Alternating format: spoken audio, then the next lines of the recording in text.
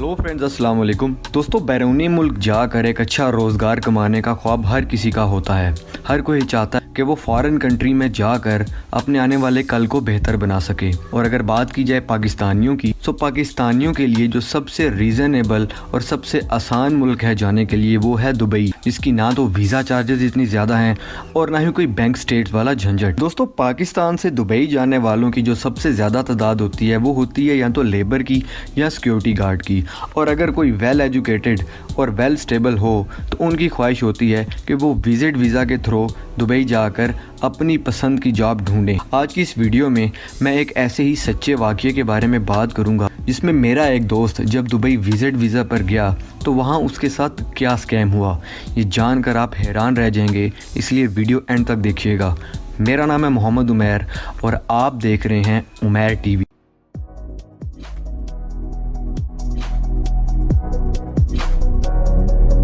दोस्तों, होता यूँ है कि जब कोई इंसान दुबई विज़िट वीज़ा पर जाता है तो वो अपने किसी दोस्त या अपने किसी रिलेटिव के यहाँ स्टे करता है और डेली बेसिस पे या तो किसी रेफरेंस के थ्रू या खुद ही निकल पड़ता है अपनी किस्मत आजमाने, और जहाँ पे भी वो जॉब वैकेंसी देखता है तो वहाँ पर वो अप्लाई कर देता है। ऐसा ही मेरा दोस्त मुश्तबा 2017 में विज़िट वीज़ा पर गया और इसका ये विज़िट वीज़ा था 3 महीने का।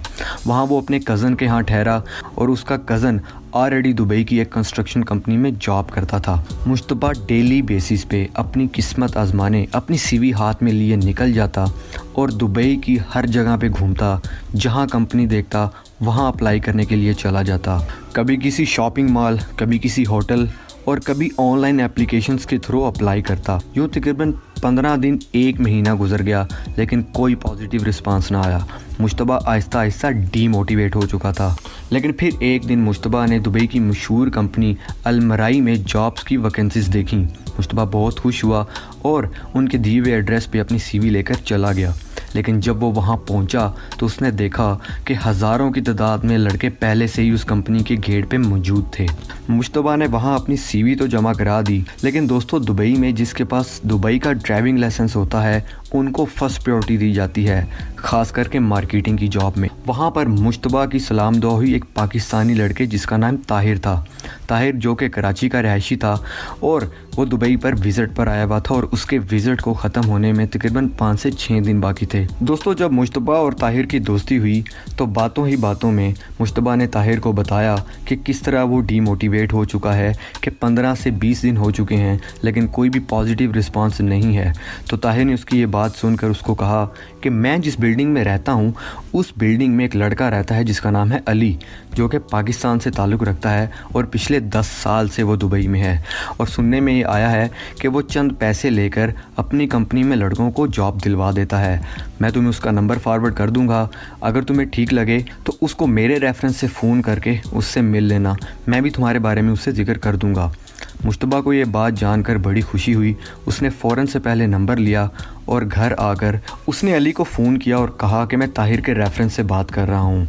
मैं दुबई आया हूँ विज़िट वीज़े पर, लेकिन मुझे यहाँ पे कोई जॉब नहीं मिल रही। मुझे जॉब की तलाश है। अगर आपकी ऑफ़िस में कोई वैकेंसी खाली है तो प्लीज़ मेरी हेल्प कीजिए। अली ने यह बात सुनते हुए फ़ौरन उसको अपनी लोकेशन सेंड की और कहा कि इस लोकेशन पर आ जाओ, मैं तुम्हारा इंटरव्यू कर लेता हूँ और बैठ के बात करते हैं। मुश्तबा ये बात जानकर बहुत खुश हुआ और वही हुआ जैसा उसको अली ने बोला। शाम को ही मुश्तबा अली के बताए हुए एड्रेस पर पहुंचा और वहां उसकी मुलाकात हुई अली से। इन दोनों की आपस में बात हुई और मुश्तबा ने उसको बताया कि वो पिछले 1 माह से दुबई में मौजूद है लेकिन उसको जॉब नहीं मिल रही। तो अली ने उसकी ये बात सुनकर उसको अपनी कंपनी के बारे में बताया कि मैं दुबई की फ़लाँ कंपनी में जॉब करता हूँ जो कि एक मार्केटिंग जॉब है।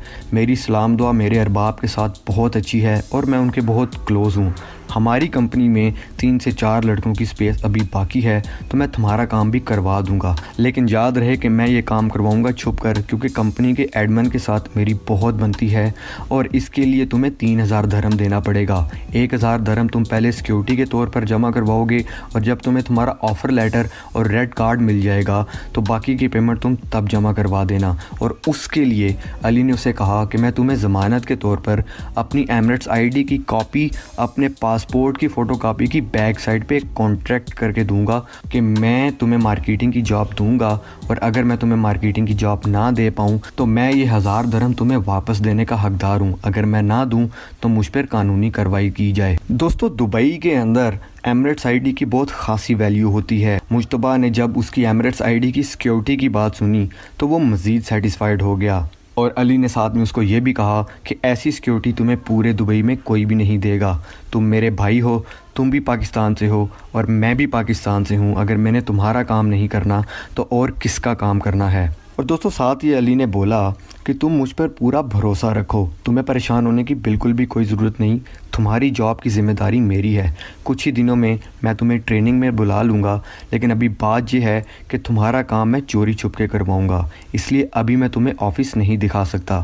مجتبیٰ نے یہ بات سن کر علی سے کچھ وقت مانگا کہ مجھے تھوڑا وقت چاہیے، میں اپنے گھر والوں سے مشورہ کرنا چاہتا ہوں۔ علی نے کہا بالکل بے فکر ہو جاؤ اور جتنا ٹائم تمہیں چاہیے لے لو۔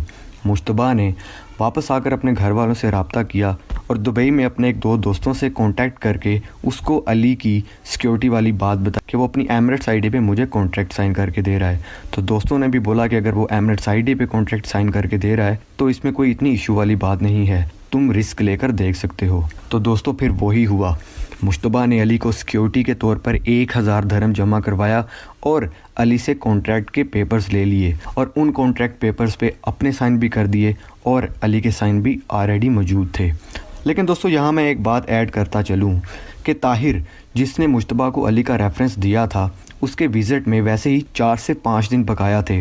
طاہر اب پاکستان جا چکا تھا، لیکن جانے سے پہلے اس نے مجتبیٰ کو فون کر کے صاف کہا کہ میرا کام تو تقریباً ہونے کو ہے، مجھے تو اس کی کہی ہوئی ہر بات پہ پورا یقین ہے، لیکن تم بھی ایک بار اپنی پورے طریقے سے تسلی کر لینا۔ دوستو طاہر اب پاکستان جا چکا تھا، ہفتہ 10 دن گزرے تو مجتبیٰ کا ایک اور دوست جس کا نام تھا اسامہ، وہ بھی پاکستان سے دبئی آ گیا۔ اسامہ جیسے ہی دبئی آیا تو مجتبیٰ نے اس کو سب سے پہلے علی کی آفر کے بارے میں بتایا اور اس کو کہا کہ اس کی کمپنی میں 3 سے 4 لوگوں کی سپیس ابھی بھی باقی ہے، وہ اس طرح کی گارنٹی دیتا ہے اور اوپر سے وہ ہے بھی پاکستانی، تو اگر تم چاہو تو میں تمہارے بارے میں بات کرتا ہوں۔ تو اسامہ نے بھی اس کی یہ بات سن کر سیٹسفائیڈ ہو کر اس کو بولا کہ یار مجھے بھی ملوا دو، اگر تمہارے ساتھ ساتھ میرا بھی کام ہو جائے تو اچھا رہے گا کہ ہم ایک ہی کمپنی میں جاب کر لیں گے۔ سو دوستوں اس کے بعد بالکل ویسا ہی ہوا، مجتبیٰ نے علی سے کانٹیکٹ کر کے اپنے کزن اسامہ کے بارے میں بات کی اور بالکل اسی طرح اور اسی پلیس پہ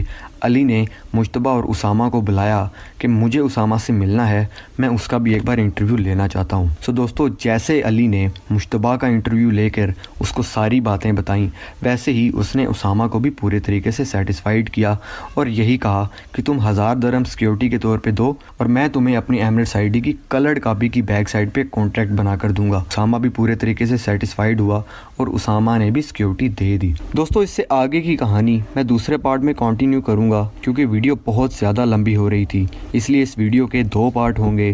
انشاءاللہ بہت جلد دوسرے پارٹ کے ساتھ ملاقات ہوگی۔ اگر آپ کو یہ ویڈیو پسند آئی تو اس ویڈیو کو لائک کر دیں، اس چینل کو سبسکرائب کر دیں۔ بہت جلد اس کے دوسرے پارٹ کے ساتھ ملاقات ہوگی۔ اپنا بہت خیال رکھیے گا۔ اللہ حافظ۔